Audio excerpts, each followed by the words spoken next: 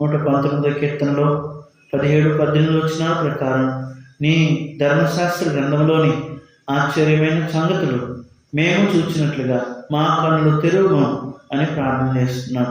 దేవా, జ్ఞాపకం చేసుకోమని నీ దాసులను కేవలం నిష్ప్రయోజకమైన దాసులను ఇక్కడ ఉన్నటువంటి వారందరికంటే బలహీనను బలపరచము, సహాయం చేయమని యేసుక్రీస్తు నామంలో ప్రార్థించి అడిగి వేడుకుంటున్నాము తండ్రి, ఆమేన్. ఇస్సాకు అనే ఆ పేరు వినగానే మనకి గుర్తొచ్చేది ఏంటంటే ఆయన వాగ్దాన పుత్రుడు. ఆయన వాగ్దానం చేయబడిన తర్వాత తను ఈ భూమి మీదకి వచ్చాడు అనేది దేవుని వాక్యంలో మనము పరిశీలనగా తెలుసుకోవచ్చు. ఆదికాండం 17వ అధ్యాయంలో 19వ వచనంలో అదే మాట అంటున్నాడు. దేవుడు, నీ భార్య అయిన శారా నిశ్చయముగా నీకు కుమారుని కన్నును, నీవు అతనికి ఇస్సాకును పేరు పెట్టుదువు. అతని తర్వాత అతని సంతానం కొరకు నిత్య నిబంధనగా నా నిబంధనను అతనితో స్థిరపరిచెను. ఈ మాటలు కొంచెం సేపు ధ్యానం చేస్తే అతడు పుట్టక మునిపే అతని పేరు చెప్పబడింది. అతడు పుట్టక మునిపే అతని పరిస్థితి ఎలా ఉంటుందో చెప్పబడింది. అతడు పుట్టక మునిపే అతడు ఎలా ఆశీర్వదింపబడతాడో కూడా చెప్పబడింది. బైబిల్లో కొంతమందిని చూడొచ్చు.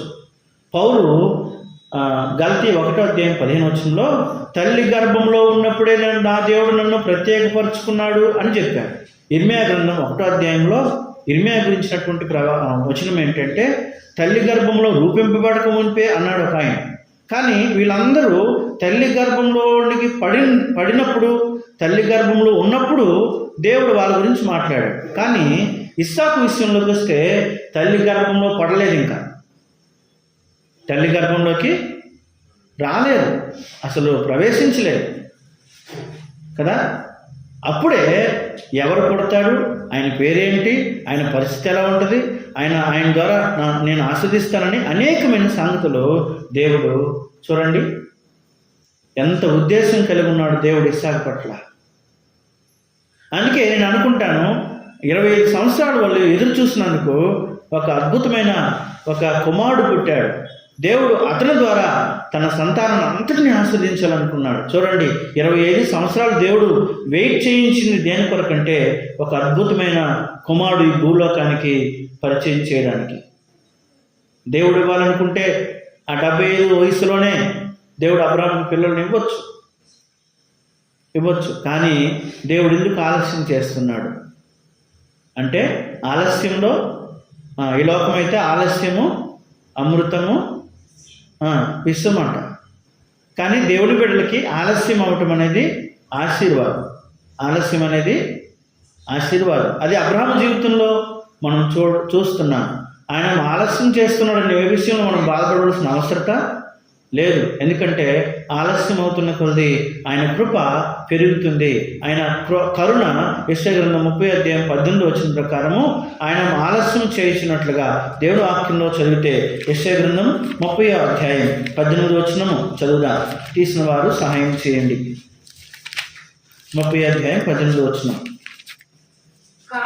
కావున నీ యందు దయచూపవలనని దేవుడు ఆలస్యం చేయడానికి ఒక కారణం ఉంది. దేవుని దయ పెరుగుతూ ఉంటుంది. ఆలస్యం అవుతున్న కొద్ది ఆయన నీ ఎడల ఒక ఉత్తమమైన కృపను కలిగి ఉన్నాడు. ఎంత ప్రేమ ఉన్నాడంటే ఆలస్యమైతే మనం ఏం చేస్తాము, వెయిట్ చేయలేక నిరుత్సాహపడిపోయి బాధపడిపోయి, ఒక రోగం వస్తే తగ్గకపోతే బాధపడతాం. ఏంటి ఎంత ఆలస్యమైంది, 2-3 రోజులు తగ్గిపోవాలి కదా, ఎందుకు ఎంత ఆలస్యమైంది. మన పిల్లల విషయంలో కూడా లేకపోతే ఏదైనా ఆలస్యం అయితే మనం కంగారు పడతాము. కానీ దేవుడు ఆ ఆలస్యంలోనే ఆశీర్వాదాన్ని ఉంచాడు. చాలామంది మీకు తెలుసా, కొంతమందికి పిల్లలకి వివాహ విషయం అవ్వట్లేదు, ఆలస్యం అవుతుంది ఎందుకు అని చేస్తారు. మా పిల్లల విషయాలు ఇంకా రక్షణ పొందట్లేదు, వాళ్ళ విషయంలో ఎందుకు ఇంత ఆలస్యం అవుతుందని చాలా ఇబ్బంది పడతారు. కానీ మీకు తెలియదేమో, ఆలస్యంలో దేవుడు ఆశీర్వాదాన్ని ఉంచాడు. అది మనం గ్రహించాలి. కనుక మొట్టమొదటి ఇస్సాకు ఎవరు? వాగ్దాన పుత్రుడు, వాగ్దానం చేయబడిన వాడు. వాగ్దానం అంటే ఏంటి? ఇప్పుడు దీని గురించి వద్దాం. అసలు వాగ్దానం అంటే ఏంటి? వాగ్దానం అంటే ఏంటి? అందులో ఈ వాగ్దానం అనే మాటని డివైడ్ చేయాలి, అప్పుడు మనకు దాని అర్థమవుతుంది. వాక్కు, దానం, సింపుల్. వాక్కు అనగా దేవుని మాట, దానం అంటే ఇవ్వడం, అంటే దేవుడు మాట ఇచ్చాడు. ఇప్పుడు ఇస్సాకు గురించి మాట్లాడాం కదా మనము. దేవుడు ఇస్సాకుని ఇస్తానని మాట ఇచ్చాడు కాబట్టే దాన్ని ఏమన్నాం? వాగ్దానం. మళ్ళీ వాగ్దానం అంటే మనుషులు చేసింది కాదు. వాగ్దానం చాలా రకాలు ఉన్నాయి, గతంలో చెప్పాను. మనుషులు దేవునితో చేసిన వాగ్దానాలు ఉన్నాయి. చాలాసార్లు మనం చేస్తాం, ప్రభా నీకు అది చేస్తాను, ఇలా ఉంటాను. ఆ విషయంలో మనం తప్పిపోతాం. రెండోది, అపవాది మనుషులతో కూడా చేశాడు. ఆది కాండంలోనే చేశాడు. ఈ పండు తింటే నువ్వేమైపోతావు, అది వాడు కూడా వాగ్దానం చేస్తాడు. చూడండి, ఇప్పుడు దేవుడే మనుషులతో చేసిన వాగ్దానాలు ఉన్నాయి. ఇప్పుడు ఈ మూడిట్లో ఏది శ్రేష్టమైనది? దేవుడు మనుషులతో చేసిన వాగ్దానాలు ఉన్నాయే అవి నిజమైనవి, శ్రేష్టమైనవి. అవి అబద్ధమాడనేరని వాగ్దానం అట బైబిల్లో రాయబడింది. కనుక దేవుడే స్వయంగా అబ్రాహాముకు వాగ్దానం చేశాడు. వాగ్దానం అంటే వాక్కును, దానం అంటే వాక్కుని ఇచ్చాడు. దానం అంటే ఇవ్వడం. వాక్కును ఇచ్చాడు. ఏమని ఇచ్చాడు? నీకు కుమారుడు పుడతాడు, ఆయన పేరు ఇస్సాకు అని పెడతావు, ఆయనతోనే నేను నా నిబంధనని స్థిరపరుస్తానన్నాడు. చూడండి, అదే వాగ్దానం అంటే. దీనికి హెబ్రీ భాషలో వాక్ అంటే ఒక మాట ఉంది. వాక్ అంటే ఏంటో తెలుసా? దాన్ని మనం పలకలేం, దబారా అని పిలుస్తారు. వాక్ అంటే దానం అంటే ఒక మాట ఉంది. వాక్ అంటే దబార్ అని పిలిచారు, దానం అంటే సభ అని పిలిచారు. ఈ రెండింటిని కలిపే వాగ్దానము అనగా ప్రామిస్ అనే మాట. దీనికి ప్రామిస్ అనే మాటకి ఇంకో పదం వాడారు, ఎపాంగియా అనే మాటని ఈ గ్రీకు హెబ్రీ భాషలో ఈ పదాలు వాడారు. ఇవి మనకు అవసరం లేదు, కానీ ఇవి అది విడదీసినప్పుడు ఈ మాటలు అనేది వస్తాయి, ఈ శబ్దాలు వస్తాయి. కనుక దేవుడు వాగ్దానం చేశాడు. ఇప్పుడు అబ్రాహాముకి దేవుడు వాగ్దానం చేస్తే ఎవరు పుట్టారు? చాలా జాగ్రత్త వినాలి. అబ్రాహాముతో దేవుడు వాగ్దానం చేస్తే ఇస్సాకు పుట్టాడు. ఇప్పుడు చాలా జాగ్రత్త వినాలి. ఇప్పుడు మనం ఎలా పుట్టామో చెప్పండి. మనకి ఒక క్రైస్తవుడికి పుట్టుకుందా? అదేంటండి, నేను తల్లి గర్భంలో పుట్టాను, అది ఆ పుట్టుక గురించి చెప్పట్లేదు. తిరిగి జన్మించడాన్ని మనం ఏమంటాము? దేవుళ్ళు పుట్టాడండి, ఈరోజే బాప్తిసం తీసుకున్న ఏమంటాము? ఈరోజు పుట్టాడండి అంటామా లేదు? అప్పుడెప్పుడో బొబ్బిల దగ్గరికి వెళ్ళినప్పుడు, బాప్తిసం ఇవ్వడానికి వెళ్ళినప్పుడు ఆ వ్యక్తి అప్పుడే పెద్దోడే పుట్టాడు అంటే ఆ రోజు పుట్టాడు ఆడ అంటాడు, పక్క నుంచి ఎవరే జాగ్రత్త ఉన్నాడురా ఈరోజు పుట్టాడు అంటాడు. ఆ సరదాగా వేసాడు. అంటే పుట్టుక క్రైస్తవ జీవితంలో తల్లి గర్భంలో నుండి వచ్చినటువంటి పుట్టుక ఒకటి ఉంది. అందుకే ధర్మశాస్త్ర ఉపదేశకుడు అన్నాడు, నేను మళ్ళీ ఎలా పుడతాను, ముసలివాడనని నేను అన్నాడు లేదు యోహాను సువార్త 3వ అధ్యాయంలో. ముసలివాడని నేను మళ్ళీ ఎలా పుడతాను అంటే ఈ తిరిగి జన్మించడం గురించి ఆయనకి అవగాహన లేదు. మళ్ళీ ఎవరైనా ధర్మశాస్త్రోపదేశకుడే యోహాను సువార్త 3వ అధ్యాయం 3వ వచనం.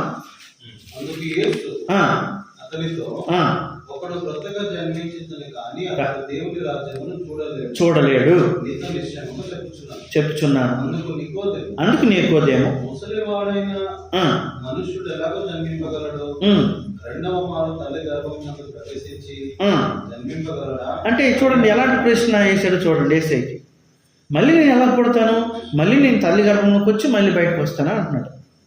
అంటే మారు మనసు గురించి కానీ తిరిగి జన్మించడం గురించి ఎటువంటి అవగాహన లేదు. మళ్ళీ ఆయన పేరేం పేరు?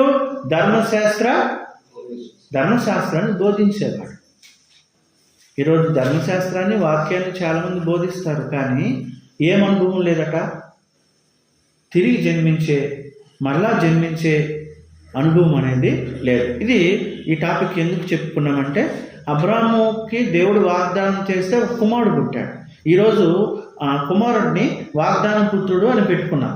ఇప్పుడు మనకు కూడా ఒక జన్మ ఉంది. అది ఎలా పుట్టాడంటే వాక్కును బట్టి మనం కూడా పుట్టాము. ఎలా పుట్టాము? యాకోబు అధ్యాయం 1వ అధ్యాయంలో స్పష్టంగా ఉంది. 18వ వచనంలో దేవుడు మనల్ని ఎలా కన్నాడు, ఎలా మనం పుట్టాము అనేది మన పుట్టుక గురించి కూడా బైబిల్లో రాయబడింది. ఆయన తాను సృష్టించిన వాటిలో మనము ప్రథమ ఫలముగా ఉండినట్లు సత్యవాక్యము వలన కనెను. అంటే అర్థం ఏంటి? దేవుడు మనకి జన్మనిచ్చాడు, అందుకే దీనికి ఒక పేరు పెట్టాడు, పునర్జన్మ సంబంధమైనటువంటి స్నానము అన్నాడు. చాలా జాగ్రత్తగా వినాలి, లేకపోతే కొంచెం అర్థం కాదు. అబ్రాహాముకు పుట్టిన కుమారుడు ఎలా పుట్టాడంటే వాగ్దానం ద్వారా పుట్టాడు. అట్ ద సేమ్ టైం అదే ఆత్మీయంగా ఆలోచిస్తే మనము కూడా వాగ్దానం ద్వారా పుట్టిన వారమే. వాగ్దానము, వాక్కు ద్వారా పుట్టిన వారం మనం. ఇప్పుడు నీకు చెప్పాలంటే ఇంకా సింపుల్గా అర్థం కావాలంటే వాగ్దానం ద్వారా పుట్టినవాడు ఇస్సాకు అయితే, వాక్కు ద్వారా పుట్టిన వారము, వాక్ అంటే సత్యవాక్యము ఉంది కదా. సత్యవాక్యం ద్వారా దేవుడు మనల్ని, వాక్యం ద్వారా పుడతారా అసలు? ఇక్కడికి వచ్చి మనందరము మరి మీ వ్యక్తిగత అనుభవాలు ఏంటో తెలియదు, కానీ వాక్యం ద్వారానే ప్రతి విశ్వాసి పుడతాడు. అర్థమైంది పని మాట? వాక్యం ద్వారా ఎలా పుడతాడు? ఒక మారు మనసు లేనాడు వచ్చి కూర్చున్నప్పుడు ఇక్కడ వాక్యం చెప్తుంటే ఆ వాక్యము అతనిలో పనిచేస్తుంది, అతనిలో పశ్చాత్తాపం కలిగిస్తుంది. అప్పుడు ఆ వ్యక్తి పాపాలు ఒప్పుకుంటాడు. అప్పుడు ఆ వ్యక్తి ఆ రోజు పాపాలు ఒప్పుకున్న తర్వాత ఆయన మోకాల మీద నుంచి ప్రార్థన చేసిన తర్వాత దేవుడు అతన్ని దర్శిస్తాడు. ఆ రోజు నుంచి ఆ వ్యక్తి ఎవరు? నూతన వ్యక్తి. మనం ఏమనుకుంటాము? చాలామంది బాప్తిస్మం ఇచ్చిన రోజే ఆ వ్యక్తి నూతనమైన వాడు అనుకుంటాం. కాదు. ఏ రోజైతే దేవుని వాక్యం నిన్ను పాపం గురించి నీతిని గురించి ఒప్పింప చేసిందో, ఆ పాపం నుండి విడుదల పొందావు, ఆ రోజు నుంచి తనని అందరికీ అంగీకరించారో వారందరికీ దేవుని కుమారులు అవ్వడానికి ఆయన అధికారము బాప్తిస్మం ఇచ్చిన రోజే. ఈ రోజు నుంచి దేవుడు బిడ్డ అనడానికి లేదు, అది ఫూలిష్నెస్. ఎప్పుడు? ఏ రోజైతే నువ్వు ప్రభువుని నీలోనికి అంగీకరించావో ఆ రోజు డిసైడ్ అయిపోయింది. దేవుడే ముద్రించాడు ఆ రోజు ఏమని, ఈ రోజు నుంచి నువ్వెవరు? ఆ నిశ్చయత నాకు 2009వ సంవత్సరంలో వచ్చింది. నాకు మనందరికీ ఉంటుంది ఆ నిశ్చయత. ఏ రోజైతే నీ పాపాల కొరకు నువ్వు వేడ్చావో, ఏ రోజైతే దేవుడు నీలోనికి వచ్చాడో, నీతి సూర్యుడు నీలో ఉదయించాడో, ఆ రోజు నుంచి you are a new creation. నువ్వు ఒక నూతన సృష్టిగా చేయబడ్డావు. ఇందుకే చెప్పండి, ఇస్సాకు ఎంత గొప్పవాడో మనం కూడా చెప్పండి అంత గొప్పవారమే. ఇస్సాకు వాగ్దానము పుట్టక మునిపే వాగ్దానం ఉన్నట్లుగా మనం పుట్టక మునిపే, క్రీస్తులోనికి రాక మునిపే దేవుని ప్రణాళికను మనలో కూడా జగత్పునాది వేయబడక మునిపే క్రీస్తులో ప్రేమ చేత అప్పుడు మనం పుట్టామా? చూడండి, సేమ్ ఇస్సాకు పుట్టక మునుపు ఇస్సాకు గురించి, అతని పేరు గురించి ఎలాగైతే చెప్పాడో, మనము క్రీస్తులోనికి రాకమునుపో ఎప్పుడు వస్తామో, ఎలా వస్తామో, మన భవిష్యత్తు ఏంటో అంతా ఎరిగినటువంటి దేవుడు ఆయన. ఇప్పుడు అర్థమైంది కదా? ఇస్సాకు వాగ్దాన పుత్రుడైతే మనం ఇస్సాకు వాగ్దానం ద్వారా పుడితే ఈరోజు మనం వాక్యం ద్వారా ఈ లోకానికి వచ్చాం. ఈ వాక్యం ద్వారా మనం తిరిగి జన్మించే అనుభవంలోనికి వచ్చాం. అయితే ఈరోజు వాగ్దానం యొక్క ప్రాముఖ్యత తెలుసుకోవాలి. మొట్టమొదటని కాదు, దేవుడు అబ్రాహాముకి వాగ్దానం చేశాడు. ఇప్పుడు అర్థమవుతుంది దేవుడు వాగ్దానాలు మనుషులతో చేస్తాడు అనేది అర్థమవుతుంది. ఒక 5 వాగ్దానాలు ఉన్నాయి, అవి చాలా ప్రాముఖ్యమైనవి. అవి జస్ట్ దాన్ని వివరించను కానీ మీకు చూపిస్తాను. మొట్టమొదటి వాగ్దానం ఏంటి చదువుదాం. దేవుని వాక్యంలో నుండి తీతుకు రాసిన పత్రిక ఈ 5 వాగ్దానాలు. తీతుకు రాసిన పత్రిక 1వ అధ్యాయము 3వ వచనం చదువుదాం. ఏంటి ఆ వాగ్దానాలు? దేవుడు చేసిన వాగ్దానాలు ఏంటి? మొట్టమొదటిది నిత్య జీవము కూర్చున్నటువంటి వాగ్దానము. నిత్య జీవమును కూర్చిన నిరీక్షణతో కూడిన భక్తికి ఆధారమగు సత్య విషయమైన అనుభవ జ్ఞానము నిమిత్తమును దేవుని దాసులను యేసుక్రీస్తు అపోస్తలుడైన పౌలు ఆ. మనందరి విశ్వాస విషయంలో ఉమ్. నా నిజమైన కుమారులకు తీతుకు శుభమని చెప్పి రాయినది. నిత్య జీవమును గూర్చినటువంటి వాగ్దానము. దేవుడు చేసిన మొట్టమొదటి వాగ్దానం ఏంటంటే నిత్య జీవమును గూర్చిన వాగ్దానం చేస్తాడు. ఫస్ట్ ఆఫ్ ఆల్ ఎవరి దగ్గరికి వచ్చి ఎవరైనా ఒక వ్యక్తి దేవుని దగ్గరికి వచ్చినప్పుడు అతనితో చేసిన వాగ్దానం ఏంటంటే నిత్య జీవమును గూర్చినటువంటి వాగ్దానం. అది ఇవ్వకుండా నేను ఆశీర్దిస్తాను అని చెప్పడు. ముందు తిరిగి జన్మించాలి, బిగినింగ్ అంటారు దాన్ని. ఇది నిత్య జీవము గూర్చినటువంటి వాగ్దానం. రెండవ వాగ్దానం చూద్దాం. అది ఏ వాగ్దానము చదువుదాం. ఎఫెసీ పత్రిక కొంచెం త్వరగా చదువుదాం, ఎందుకంటే కొన్ని సంగతులు ఉన్నాయి మాట్లాడడానికి, అందుకే కొంచెం త్వరగా. ఎఫెసీ పత్రిక 1వ అధ్యాయం, బుక్ ఆఫ్ ఎఫెసీ చాప్టర్ 1 and verse 13. ఎఫెసీ 1:13. వీరును ఆ, సత్యవాక్యము అనగా మీ రక్షణ సువార్తను విని ఆ, క్రీస్తునందు విశ్వాసం ఉంచి ఆ. వాగ్దానము చేయబడిన ఆత్మచేత ముద్రింపబడుతుంది. రెండవది, మొదటిది వాగ్దానం చేయబడిన నిత్య జీవము, రెండవది వాగ్దానం చేయబడినటువంటి ఆత్మ. ఇప్పుడు చూడండి, ఫస్ట్ ఎక్స్పీరియన్స్ ఏంటి? నిత్య జీవం అంటే తిరిగి జన్మించే అనుభవం. రెండో ఎక్స్పీరియన్స్ ఏంటి? తిరిగి జన్మించిన వారికి దేవుడు ముద్రించుకుంటాడు తన ఆత్మ ద్వారా. ఇంకా జీవితాంతము సచ్చినంత వరకు ఈ ఆత్మ ద్వారా నువ్వు నడిపించబడమే, ఈ ఆత్మ ద్వారా. ఇది రెండవది. మొదటి వాగ్దానం ఏంటంటే వాగ్దానం చేయబడిన నిత్య జీవము, రెండవది వాగ్దానం చేయబడిన ఏంటి? ఆత్మ. మూడవది వాగ్దానం చేయబడిన జీవ కిరీటము. చదువుదాం. యాకోబు 1వ అధ్యాయం,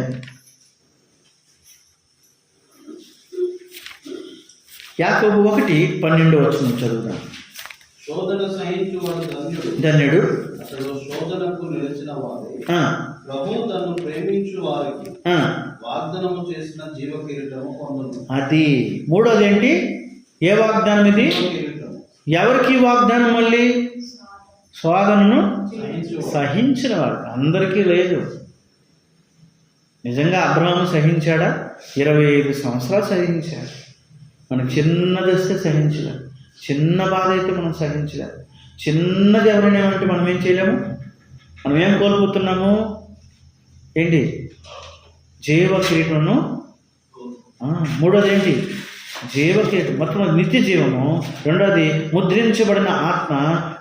రెండోది ముద్రించబడిన ఆత్మ. మూడోది జీవ కిరీటం. నాలుగవది చూద్దాము. దేవుడు ఇంకా దేవుని రాజ్యం. అదే యాకోబులో 2వ అధ్యాయం 5వ వచనంలో రాయబడింది.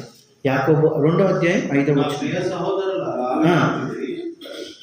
ఈ లోక విషయంలో దరిద్రులైన వారిని విశ్వాసమందు భాగ్యవంతులుగాను, తాను ప్రేమించు వారికి తాను వాగ్దానము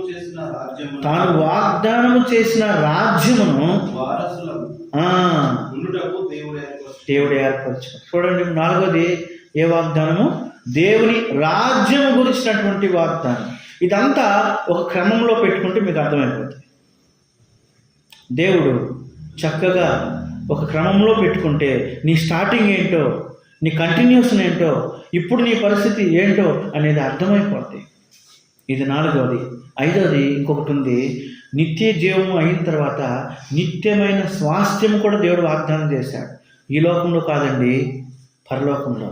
అదే నిత్యమైన స్వాస్థ్యము. హెబ్రీ పత్రిక 9వ అధ్యాయం.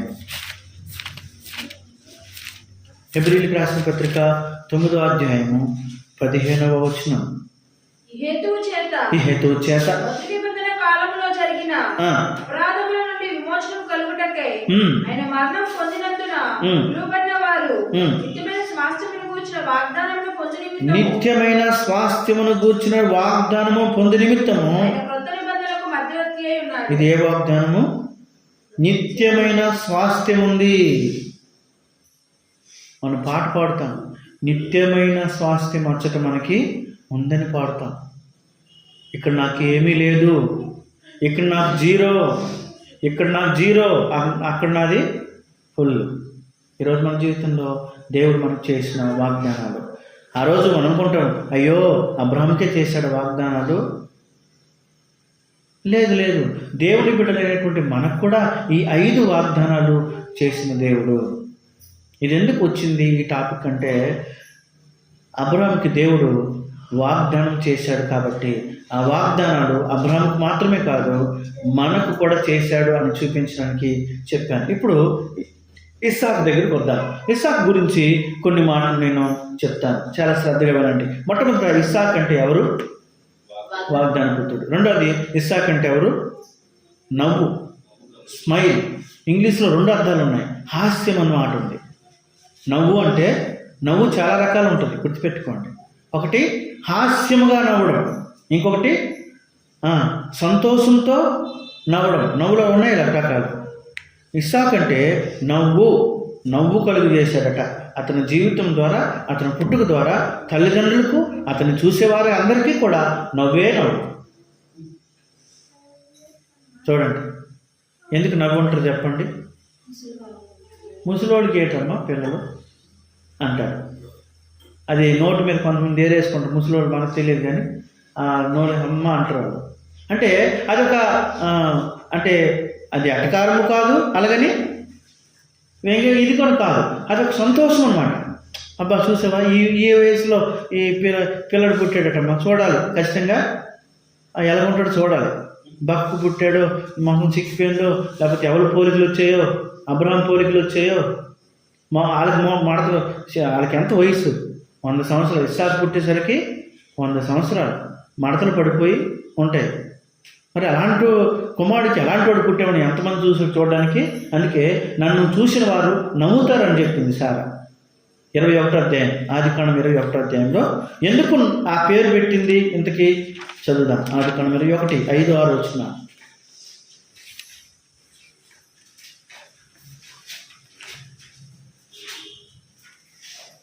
ఆదికాండం 21.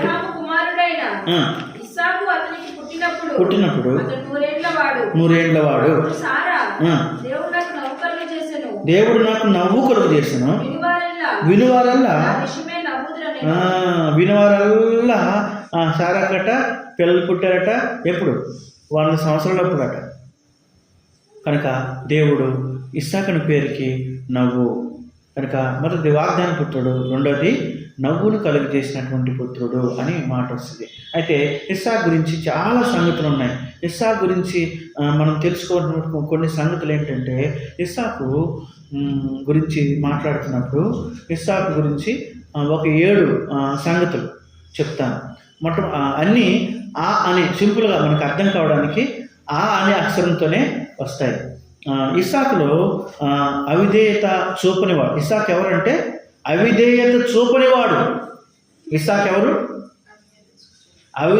అవిధేయుడు కానివాడు. ఇస్సాకులో అవిధేయత అనేది లేదు. అంటే ఏమున్నట్లు? విధేయత ఉన్నట్లు. అంటే ఉన్నట్లు? లోబడినట్లు. ఇస్సాకు ఏం చేస్తున్నాడు? మొట్టమొదటి ఏంటి? అవిధేయత లేనివాడు, అంటే లోబడేవాడు. ఈ లోబడే తత్వం ఇస్సాకు ఎలా వచ్చింది?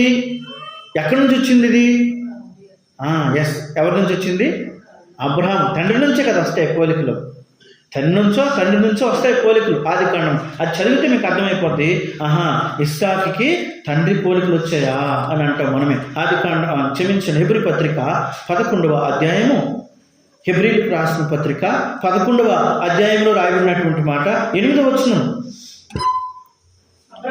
అబ్రహాము పిలువబడినప్పుడు విశ్వాసమును బట్టి ఆ పిలుపుకు లోబడి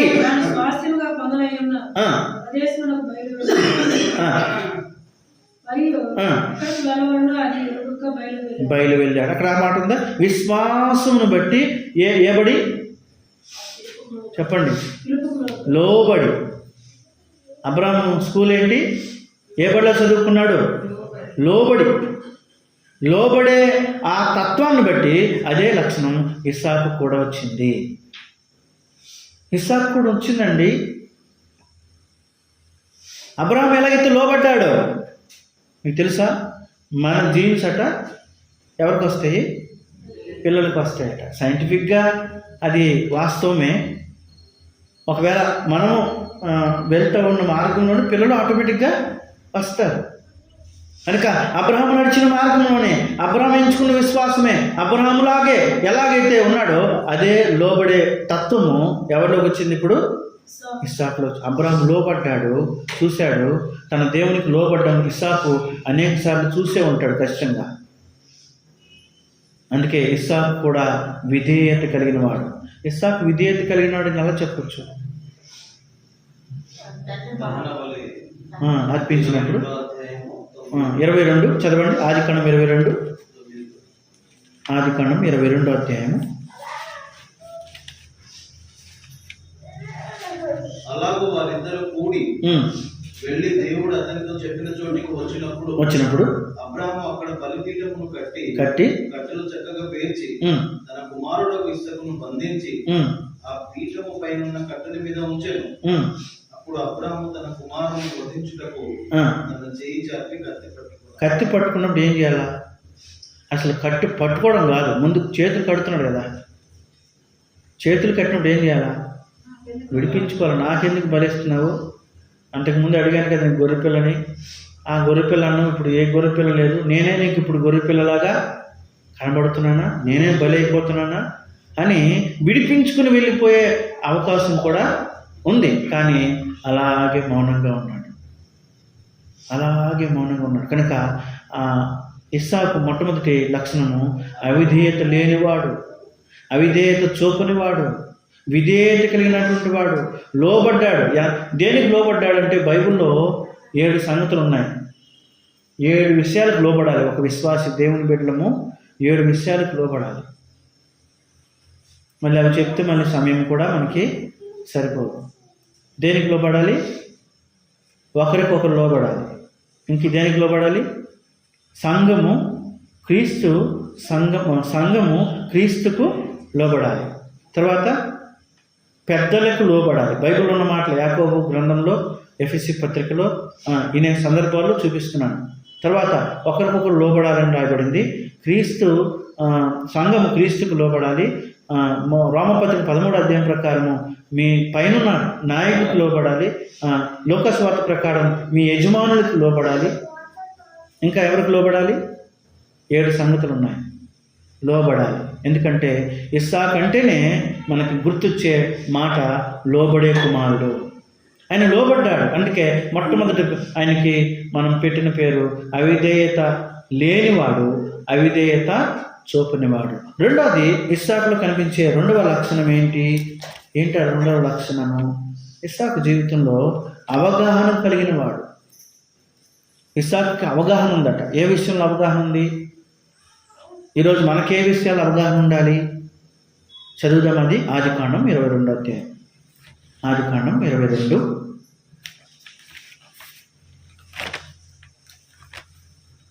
22వ అధ్యాయం ఆదికాండం 7వ వచనం.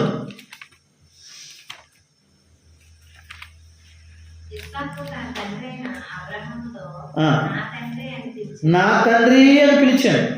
అందుకు అతడు ఏమి నా కుమారుడా అని నిప్పును కట్టెను దహన బలికి చాలు. దహన బలికి ఏమడిగాడు అంటే ఇస్సాకుకి బలి గురించి తెలుసా తెలీదా? తెలుసు. బలి గురించి తెలియకపోతే కట్టెలు ఉన్నాయి, నిప్పులు ఉన్నాయి. గొర్రెపిల్ల ఏది? దహన బలికి గొర్రెపిల్ల ఉండాలి కదా. ఈయనకి ఎలా తెలుసు? అందుకే మనం పెట్టిన రెండో పేరు అవగాహన కలిగిన వాడు. ఇస్సాకు ఏ విషయంలో? దేవుని నియమాలు, తండ్రి చేసే పనులు అవగాహన కలిగిన వాడు. ఎందుకంటే అంతకుముందే బలిపీఠం కట్టాడు చాలా దగ్గర. అబ్రాహాం మోకరిస్తే అది తెలుసుకున్నాడు, బలిపీఠం కడితే అది కూడా తెలుసుకున్నాడు. అర్థమవుతుందా? అబ్రాహాము విశ్వాసం కూడా తెలుసుకున్నాడు. అందుకే ఒక అవగాహన ఉంది. ఈరోజు దేవుని పిల్లలకి వాక్యం పట్ల అవగాహన ఉండాలి. ఈరోజు దేవుని పిల్లలకి అపవాది మోసాల దగ్గర అవగాహన ఉండాలి.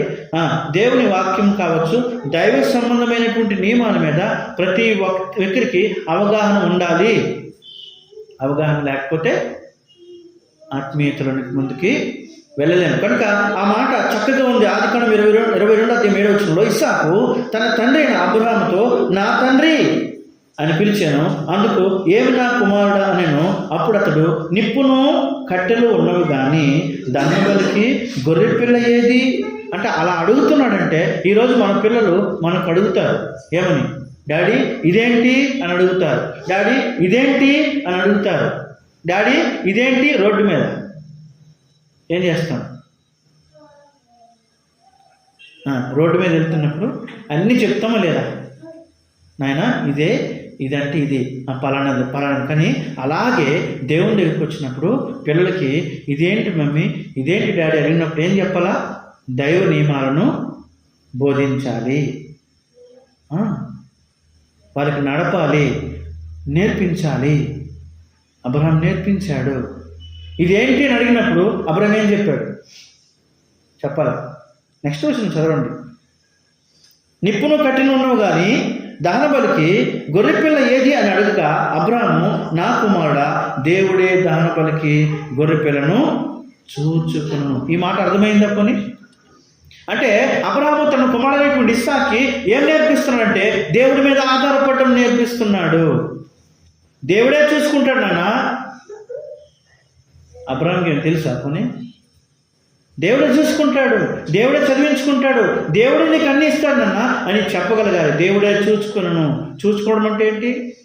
దేవుడే నీ భవిష్యత్తు చూసుకుంటాడు అంటే దేవుని మీద ఆధారపడడం పిల్లలకి ఏం చేయాలి? మనము నేర్పించాలి. అంతే, దేవుని మీద ఆధారపడడం. ఇది అవగాహన. ఒకటి అవిధేయత లేనివాడు, రెండవది అవగాహన కలిగినవాడు, మూడోది ఇంకా ఏం చూస్తాము ఇస్సాకులు అంటే అప్పగించుకున్నవాడు. మూడోది ఎంతగా అప్పగించుకున్నాడంటే తన చేతులు కట్టేస్తే విడిపించుకోలేదు. తండ్రి కత్తి పట్టుకోవడం చేయితే విడిపించుకోలేదు. అది అప్పగించుకోవడం అంటే. ఆదికాండం 22వ అధ్యాయంలోని మాటలు ఉన్నాయి. 10వ వచనం. ఆదికాండం 22వ అధ్యాయం 10వ వచనం. అప్పుడు అబ్రహాము వధించుటకు చెయ్యి చాపి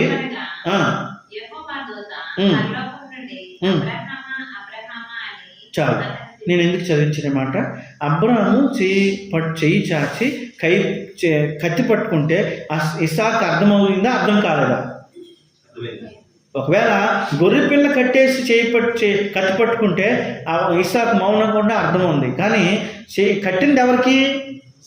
ఇస్సాకే. ఈయన రియాక్ట్ అవ్వాలి. నాయనా ఏం చేస్తున్నావు?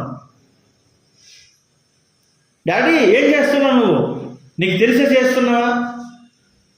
25 సంవత్సరాలు నా కోసం నువ్వు వెయిట్ చేసావు, ఈరోజు నన్నే నువ్వు బలిస్తావని ఒక్క మాట కూడా అనలేదు. అన్నట్లు లేదు అక్కడ అన్నట్లుగా లేదు. ఇక్కడ చూడండి, అందుకే యేసు ప్రభువుకి సాదృశ్యంగానే ఇస్సాకుని చూపిస్తారు. ఎక్కడైనా వదకు తేబడిన గొర్రె వలె మౌనంగా ఉన్నాడట. రోమపత్రిక 6వ అధ్యాయం చదువుదాము ఒక మాట. రోమిలకు రాసిన పత్రిక 8వ అధ్యాయం 36 వచనం. రోమ 8:36.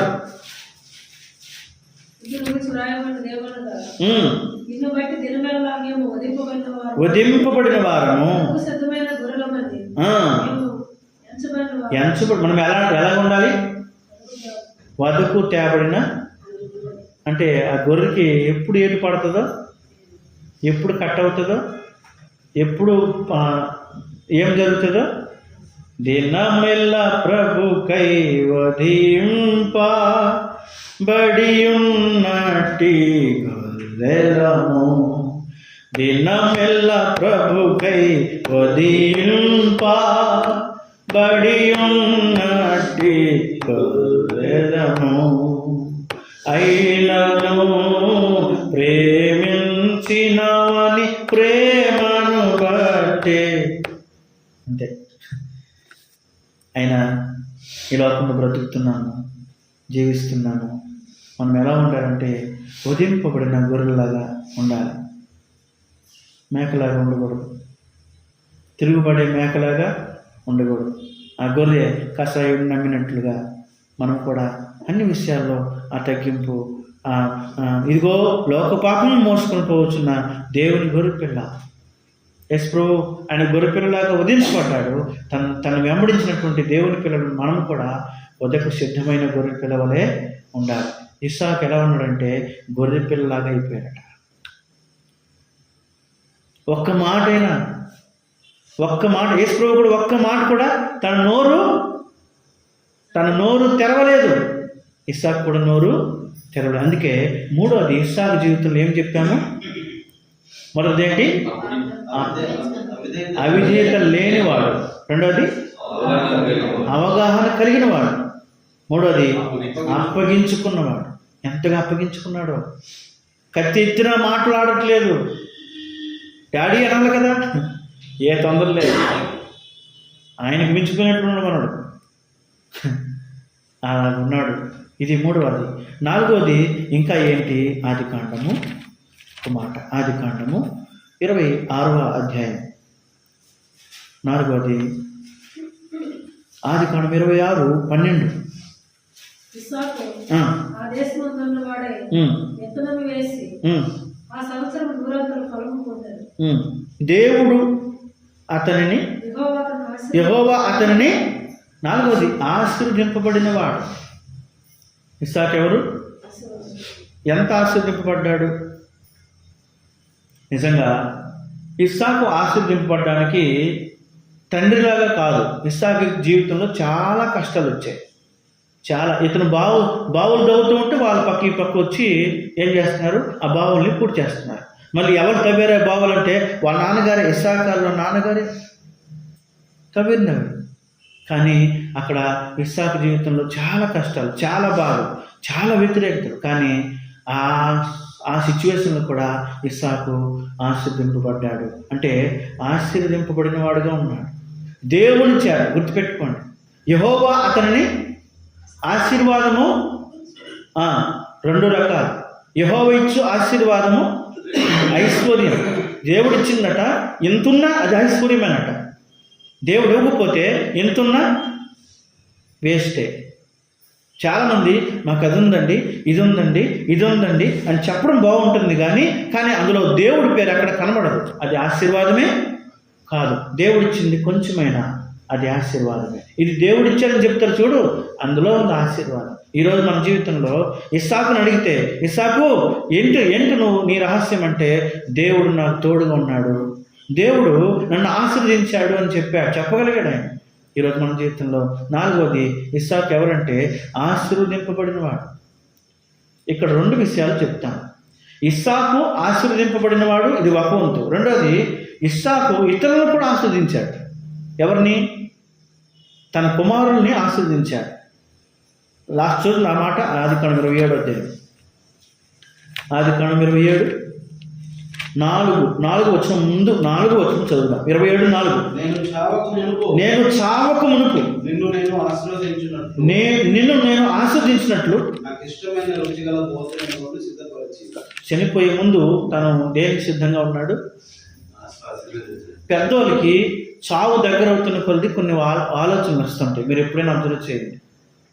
వాళ్ళకి చావు దగ్గర అవుతుంది, అనారోగ్యం దగ్గర అవుతుందంటే వాళ్ళు ఆ ఇంట్లో వాళ్ళ పిల్లల్ని పిలుస్తారు. ఏమని? నాయనా ఇంకెక్కువ రోజులు నేను బతకను, ఆ పేపర్లు ఎక్కడున్నాయో తీసుకురా, లేకపోతే అక్కడేటున్నాయిరా కొంచెం సంతకం పెట్టద్దును, లేకపోతే నేను సంతకం పెట్టి చచ్చిపోయాను అనుకో, తర్వాత మీరు నన్ను ఏం చేస్తారు? ఏమంటారు? మా డాడీ నాకేమి ఇవ్వకుండా, ఏమీ చెప్పకుండా చచ్చిపోయాడు అంటారు లేదా? ఈ అవగాహన ఇస్సాకు జీవితంలో మనకు ఉంది. ఇస్సాకు జీవితంలో ఏముంది? తను అంటాడు, నేను చావక మునుపు రండి ఆశీర్దిస్తాను అన్నాడా లేదా? ఆశీర్దించిన వ్యక్తి ఇప్పుడు ఎలా ఆశీర్దించాడు? 27వ వచనం. ఆదికాండం 27:27. దగ్గరకు వచ్చి అతన్ని ముద్దు పెట్టుకునేను. అప్పుడు అతడు అతని వస్త్రములను వాసన చూచి అతని దీవించి ఇట్లని, ఇదిగో నా కుమారుని సువాసన యెహోవా దీవించిన చేని సువాసన వలె ఉన్నది. ఆకాశపు మంచున భూసారమును విస్తారమైన ధాన్యమును ద్రాక్షరసమును దేవుడు నీకు అనుగ్రహించుగాక. 30 ఇస్సాకు యాకోబును దీవించుటైన తరువాత యాకోబు తన తండ్రి అయిన ఇస్సాకును ఎదుటి నుండి బయలుదేరి వెళ్ళి తక్షణమే అతని సహోదరుడు ఏసావు వేటాడి తెచ్చాడు. మొత్తానికి వాస్తవానికి ఆశీర్వదింపబడిన వ్యక్తిని ఆశీర్వదించకుండా ఇంకొక వ్యక్తిని ఆశీర్వదించాడు. అయితే ఒకసారి ఆశీర్వదించిన తర్వాత ఏమవుతుంది? అది వెనక్కి తీసుకోవడానికి అవ్వదు. మనస్ఫూర్తిగా తిన్నాడు, మొత్తానికి ఆస్వాదించాడు. అంటే ఇతరులు రెండు లక్షణాలు కనబడుతున్నాయి. దేవుని చేత ఆస్వాదింపబడిన వాడు ఇతరులను కూడా ఆస్వాదిస్తున్నాడు. ఇక్కడ మనం నేర్చుకోవాల్సిన ఒక సంగతి, దేవుని చేత ఆస్వాదింపబడిన వాడు ఇతరులకి ఆశీర్వాదకరంగానే ఉండాలి. ఎంతసేపు నా మట్టుకే, నా కుటుంబం మట్టుకే కాదు, ఇతరులకి ఏమవ్వాలి? ఆశీర్వాదానికి ఆశీర్దింపబడే, అంటే మనం ఆశీర్దింపబడ్డాము అక్కడ తాగిపోవాలా? లేకపోతే మనం ఇతరులకు ఎలా ఉండాలి? 1 పేతురు 3:9 ఆశీర్వాదములకు వారసులుగా పిలువబడితే గనుక అదే గుర్తుంటుంది మనకి. కీడుకు ప్రతి కీడైనను దోషణకు ప్రతి దోషణ చేయొద్దు. ఒక దోషణకి ప్రతి దోషణ చేస్తే నీకు అది లేనట్లే. ఎవరైనా నేను దూషించారనుకో, ఏదన్నా అనుకో, వాళ్ళు ఏమనద్దు. అంటే నువ్వేం దేనికి పిలువబడ్డావు? ఆశీర్వదింపబడిన ఆశీర్వాదానికి వారసుడు నువ్వు. ఇప్పుడు ఇస్సాకు కూడా వారసుడే కదా. చూడండి, యాజ్ ఇట్ ఈజ్గా ఆ లక్షణాలన్నీ మనకు కూడా కొన్ని సెట్ అవుతున్నాయి. కనుక 4వది ఆశీర్వదింపబడిన వాడు. 5వది చూద్దాం, సమయం అవుతుంది. 5వది అభివృద్ధి పొందినవాడు. అదే అధ్యాయం, అక్కడే 26వ వచనంలోనే 26వ అధ్యాయంలోనే ఉంటుంది మాట. 26:13 అతడు మిక్కిలి గొప్పవాడు వరకు క్రమక్రమముగా అభివృద్ధి పొందుతూ వచ్చాడు. 5వది అభివృద్ధి పొందినవాడు. అభివృద్ధి ఎలా వచ్చింది ఇస్సాకు జీవితంలో? క్రమక్రమంగా. దేవుడు ఎవరిని కూడా అక్రమముగా ఆస్వాదించడు. ఈ లోకంలో మీకు తెలుసలేదో, అక్రమమైన ఆస్తులు ఉన్నాయి, అక్రమంగా సంపాదించే వాళ్ళు ఉన్నారు, అక్రమంగా కూడబెట్టుకునే వాళ్ళు ఉన్నారు. అది ఆశీర్వాదం కాదు. క్రమమైనదే, దేవుడిచ్చిందే, దేవుని ద్వారా పొందిందే ఆశీర్వాదం. అభివృద్ధి అంటారు. ఎలాగట? క్రమక్రమముగా. ఇక్కడ మాట అర్థం కావాలి. ఇస్సాకు తండ్రి ఎవరు? అబ్రహామే ఆశీర్వదింపబడినవాడు కదా. అబ్రహాం ఆశీర్వదింపబడినవాడు కాబట్టి ఆటోమేటిక్గా ఇస్సాకుని కూడా ఏమనాలి? ఆశీర్వదింపబడిన కొడుకే అనాలి. కానీ అలా ఒప్పుకోలేదు అబ్రహాం. అలాగా ఒప్పుకోలేదు. గుర్తుపెట్టుకోండి ఈ మాట ఎందుకు చెప్తున్నానో. అబ్రహాము ఆశీర్వదింపబడిన తర్వాత ఇస్సాకుకి నేర్పించాడు దేవుడి మీద ఆధారపడడం. ఇస్సాకు కూడా కష్టపడ్డాడు. నాకున్న ఆస్తి మీద నువ్వు బతకడానికి లేదు, నువ్వు కూడా ఏం చేయాలి? పని చేయాలి, కష్టపడాలి. దేవుడు ఊరికే ఇవ్వడం అని నేర్పించాడు. గుర్తుపెట్టుకోండి, అది నేర్పించాడు. సేమ్ అందుకే అబ్రహాం బావులు తవ్వాడు, సేమ్ ఇస్సాకు కూడా ఏం చదువుతున్నాడు? బావులు తవ్వుతున్నాడు. అబ్రహాం కష్టపడ్డాడు, ఇస్సాకు కూడా కష్టపడ్డాడు. అబ్రహాం బలిపీఠం కట్టాడు, ఇస్సాకు కూడా బలిపీఠాలు కట్టాడు. మీకు కావాలంటే చూడండి, ఇవన్నీ ఉంటాయి. తర్వాత ఇస్సాకు గురించి చాలా సంగతులు ఉన్నాయి. కనుక ఇస్సాకు జీవితంలో 5వది ఏంటి? అభివృద్ధి పొందినవాడు. ఎలాగంట? క్రమక్రమముగా. క్రమానికి అక్రమానికి చాలా డిఫరెంట్ ఉంది. ఒక్క అక్షరము పేరును మార్చేస్తుంది. క్రమము చూడండి, క్రమము అని రాసి ముందు అని పెడితే మొత్తం అక్రమం అయిపోతుంది. దేవుడికి ఇష్టం ఉండదు. అక్రమము చేయవారులారా నా యొద్ద నుండి తొలగిపోండి, మీరెవరో నాకు తెలియదు. ఎంత భయంకరమైన మాట. ఈరోజు మన జీవితంలో దేవుడు క్రమమునకు అధిపతి. క్రమంగా జీవిస్తే ఒకటే నేను నమ్మేది ఏంటంటే, క్రమంగా నువ్వు బైబిల్ చదువు, క్రమంగా నువ్వు దేవుని దగ్గర ఉండు, క్రమంగా నువ్వు ఏ పని అయినా సరే అది క్రమంగా చేయి. దేవుడు ఒక దినాన్ని ఏం చేస్తాడు?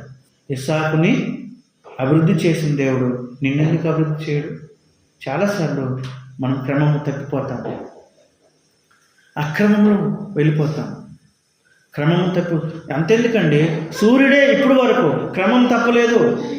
తన కక్షలోనే చెప్పండి, కీర్తన 19వ అధ్యాయం, కీర్తన 19వ అధ్యాయం. సూర్యుడే తన క్రమము తప్పకుండా తిరుగుతుంటే మన మనసు సంగతి 19:5 వచనం. అతడు తన అంతఃపురములో నుండి బయలుదేరు పెండ్లి కుమారుని వలె ఉన్నాడు. సూర్యుడు పరిగెత్తును ఉల్లసించినట్లు తన పదమునందు పరిగెత్తును ఉల్లసించుచున్నాడు. అతడు ఆకాశం నుండి ఈ దిక్కు నుండి బయలుదేరి సూర్యుడు అనగా సూర్యుడు తన పదం అంటే ఏంటంటే ఇంగ్లీష్లో కక్ష, దాని ఏమంటారు, కక్షలో ఉంటాయి కదా. ఇప్పుడు విశ్వంలో కక్షలు ఉంటాయి, రో. ఈ ఎవరి రోలో ఆ రోలు ఉండాలి. పక్కోడికి వచ్చాడనుకో నా రో కాదు, నీ రోలు నువ్వు పరిగెత్తు. ఎన్ని ఉంటాయి మనకి, మనం చదువుకున్నటువంటి విషయాలు. సూర్యుడు ఒక రో, చంద్రుడు, నెప్ట్యూన్, ఇవన్నీ ఒక్కొక్క రోలో ఉన్నప్పుడు ఇవి ఎవరి రోలు వాళ్ళు పరిగెత్తుతూ ఉంటారు. అందులో సూర్యుడు కూడా తన కక్షలో తిరుగుతూనే ఇప్పుడు వరకు ఆ క్రమాన్ని పక్కకెళ్తే మనం ఉన్నాం. చంద్రుడు పక్కకెళ్ళినా మనం ఉండం, ఏది పక్కకెళ్ళినా మనం ఉండం. కానీ చూడండి, వాటికే క్రమం ఉన్నాయి.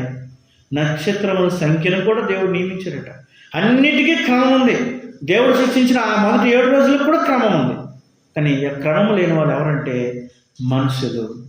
క్రమం లేనటువంటి వారు వేయాలి. క్రమం ఎక్కడైతే ఉండదో అక్కడ ఆశీర్వాదం ఉండదు. దేవుడు ఇస్సాకులో క్రమాన్ని పెట్టాడు. క్రమముగా. ఇది 5వది అభివృద్ధి. మొదటి సంగతి ఏంటి?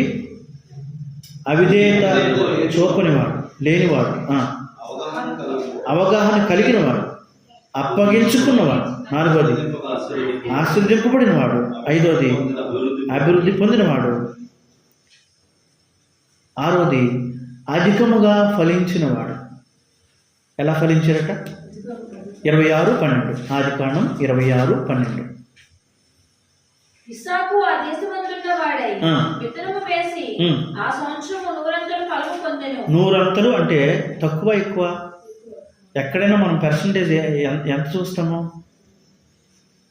కొంతమంది అంటారు నువ్వు 200 సంవత్సరాలు బతికిరా అంటారు. 100 దగ్గర కూడా చదువుతాం ఎవరైనా సరే. 100%. దేవుడు ఆశీర్వదించినప్పుడు 100 అనే పదాలను ఎందుకు వాడాడు అన్న మనకి చెప్పారు, గుర్తుందా? అబ్రహాం అని చెప్పారు. ఏం గుర్తుంది? 100. ఒకడు 100. గుర్తుపెట్టుకోండి. ఒక దగ్గర 30 60 100. ఇంకో దగ్గర 100 60 30 ఉంది. దానికి అర్థం ఉంది. మొట్టమొదట 100. ఇప్పుడు క్రమంలోకి వెళ్దాం. 30 60 100. 30% బతికిన వాళ్ళు ఎవరు? దేని కొరకు బ్రతుకుతారు? వాళ్ళు కేవలం వారి కోసం బ్రతుకుతారు. అందుకే వాళ్ళు ఎప్పుడు 30 స్టేజ్లో ఉంటారు. వాళ్ళు ఎప్పుడు కూడా నేను, నా కుటుంబము, నా పిల్లలు, నా ఉద్యోగము అది ఎప్పుడు 30 దగ్గర ఆగిపోతుంది.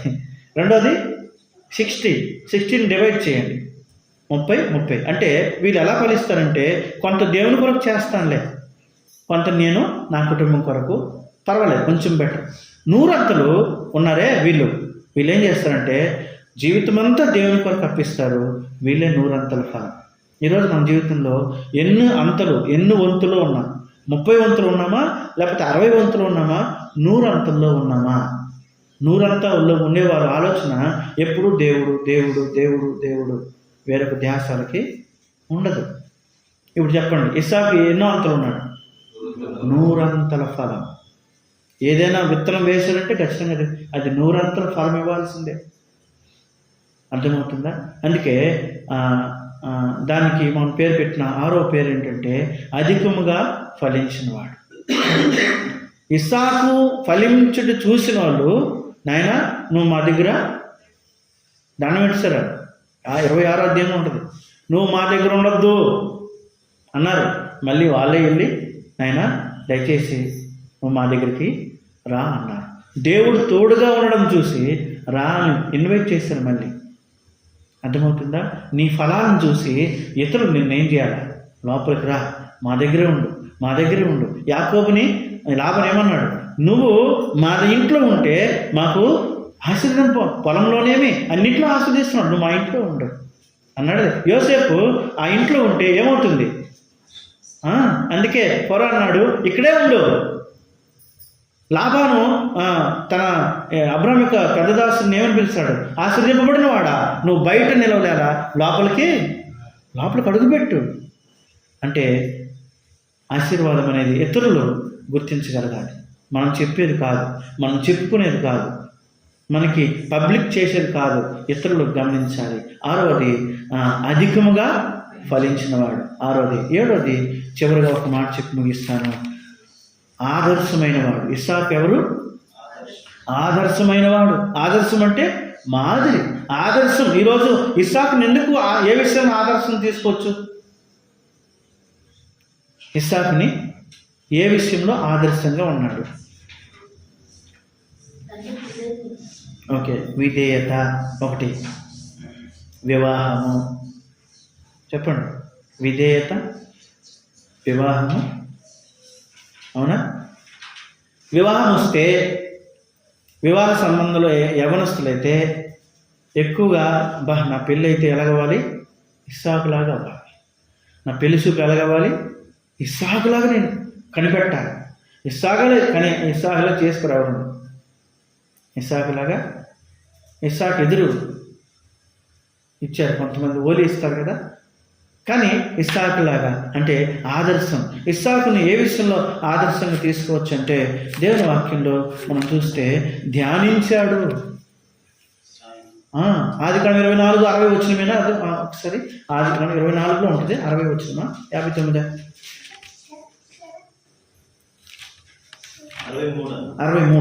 సాయంకాలం ఇస్సాకు పొలములో ధ్యానింప బయలు వెళ్ళి